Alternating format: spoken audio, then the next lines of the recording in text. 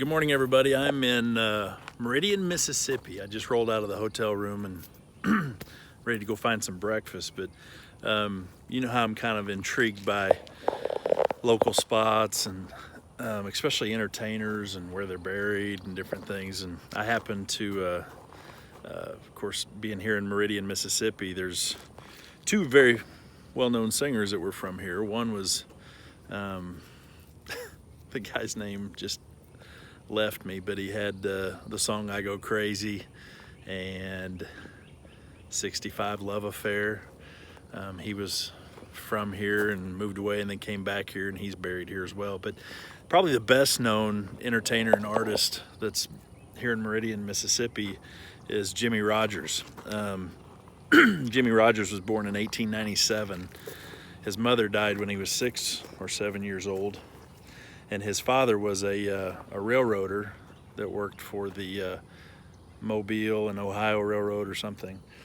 Anyway, Jimmie Rodgers was probably one of the most influential artists of the last century, besides, of course, like Elvis and Sinatra, maybe.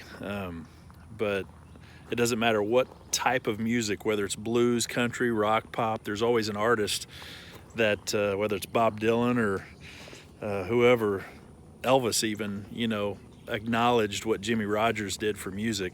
And the poor guy only lived to be 35 years old. They say when he was 13, he actually put his first touring group together, and they would travel and do shows. And so this guy it was born in him. He was supposed to be a singer, an entertainer, and writer. And he was very talented at what he did, and often he's called the father of country music.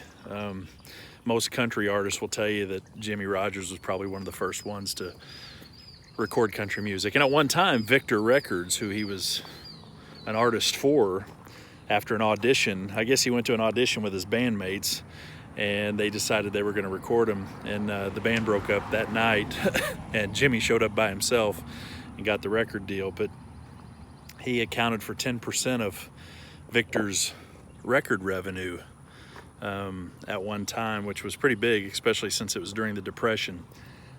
Merle Haggard was a huge fan of Jimmie Rodgers as well. But anyway, he was born in September of 1897, and May this month, back in 1933, he passed away in a hotel room in New York City. He was up there recording for Victor and was doing a string of songs, and he had tuberculosis that he had gotten in his 20s, which he was a brakeman for the railroad as well, and it caused him to lose his job. So he went back into entertainment and started singing and traveling and entertaining people.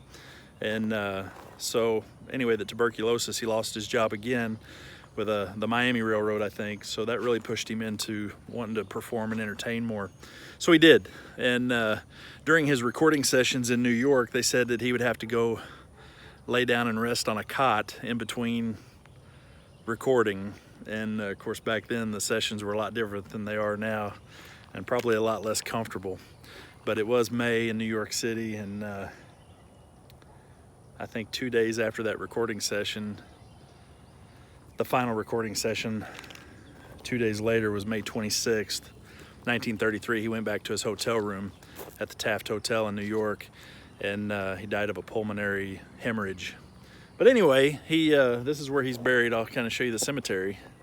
There's a beautiful Baptist church right over there, which you can probably see. And if you look way down in those woods over there, it's kind of grown up a little bit, but there's actually some old cemetery plots back there that are probably dated back to the 1800s. And of course, these beautiful magnolia trees. It's one thing I love about the South. All the trees, I can smell the honeysuckle and the magnolia. This old brick sidewalk here might have been put in whenever, looks like it leads right to Jimmie Rodgers' grave.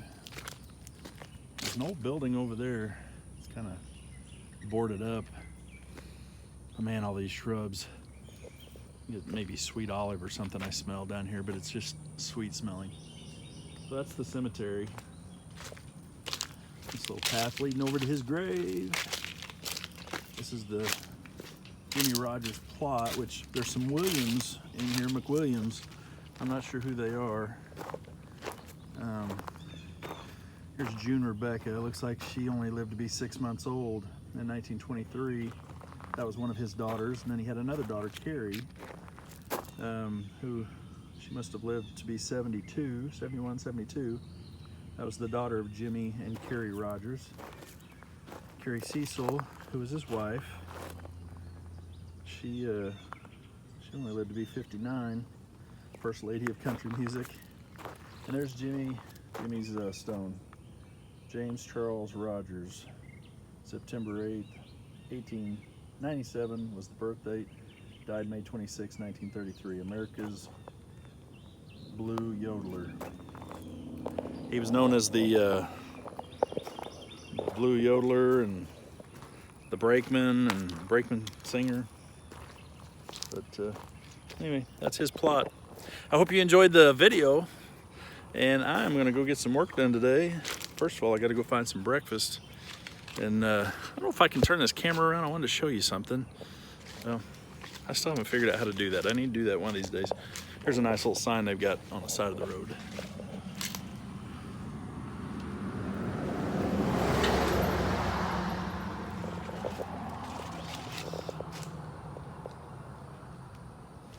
As you can tell, this is a fairly busy road.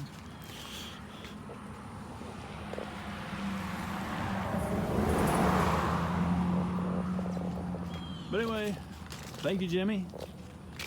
God bless. Hope everybody enjoyed the video. I'm gonna go back and get in my car and head out. Hope everybody has a great day. And remember, all this stuff that we got on Earth, it's just for our day. It's not, can't take it with us. Some of us live longer than others, and some of us go pretty soon. But when we go, it's all left behind. It's just stuff. It's our legacy. Hopefully we can make a legacy by being good to each other. And of course, making music doesn't hurt. Anyway, God bless. I hope everybody has a great day. We will see you soon. It's a beautiful day in Meridian, Mississippi.